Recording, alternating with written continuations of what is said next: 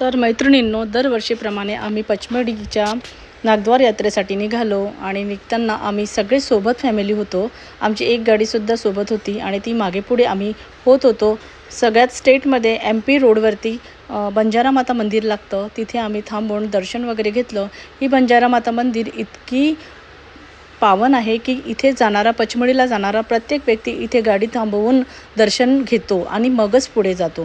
तर माझं हे फेवरेट मंदिर आहे। मी जेव्हा पण पचमढीला जाते तेव्हा इथे थांबवून दर्शन करत असते आणि नवरात्रीला सुद्धा इथे खूप मोठी अशी भीड असते, त्यावेळेसुद्धा आम्ही इथे दर्शनाला येतो। आणि पुढचा प्रवास करत असताना इतके सुंदर आम्हाला व्ह्यू बघायला मिळाले। खूप सुंदरसा पाऊस पण सुरू होता आणि आमच्या नागपूरला, महाराष्ट्रामध्ये अजिबात पाऊस होता नाही आणि पुढे गेल्यानंतर MPला आम्हाला पाऊस लागला। इतकं सुंदर वातावरण होतं। थोडं पुढे गेले की आम्ही यावेळेस असा विचार केला होता की नेचरला इन्स्पायर होऊन खूप सुंदर असा स्वयंपाक करायचा नेचरमध्ये।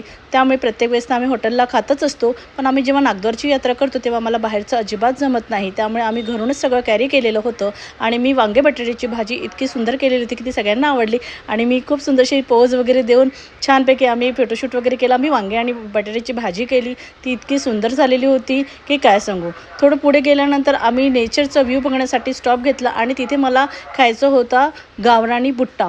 तर देशी बुट्टा खायसाठी मी तिथे स्पेशली थांबली आणि ती जी स्मोकवालं जो टेस्ट मिळतो ना, तो कुठेही मिळत नाही। पुढे गेल्यानंतर रात्र झाली आणि इथे काय बघते तर मी तर पूर्ण ट्रॅफिक जाम झालेलं होतं।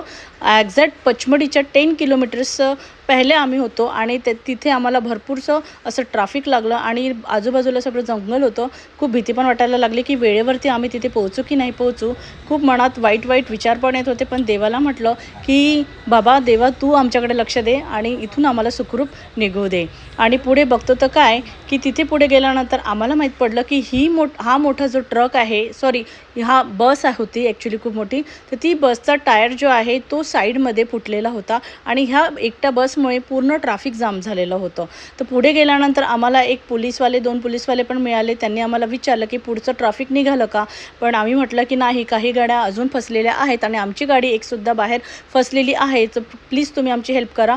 त्यानंतर आम्ही पुढे निघालो, कारण आम्ही जर तिथे थांबलो असतो तर पूर्ण ट्रॅफिक पुन्हा जाम झालेला असता। त्यामुळे आम्ही पुढे निघालो आणि निघता आम्ही बघितलं की येणाऱ्या ज्या गाड्या होत्या पचमढीच्या त्या इतक्या फुल ट्रॅफिकमध्ये होत्या की काय सांगू। पुन्हा आम्हाला ट्रॅफिक लागलं, आम्ही गाड्या थांबवल्या, गाड्यांची रांग बघून मी तर दंगच राहिले। मग तर काय, आमच्या घरचे लोक कुठे बघत नाही आणि सगळ्यांनी इतकं एन्जॉय केलं की काय सांगू। हे आमचं फायनली हॉटेल होतं, फायनली आम्ही पचमढीला पोहोचलो होतो।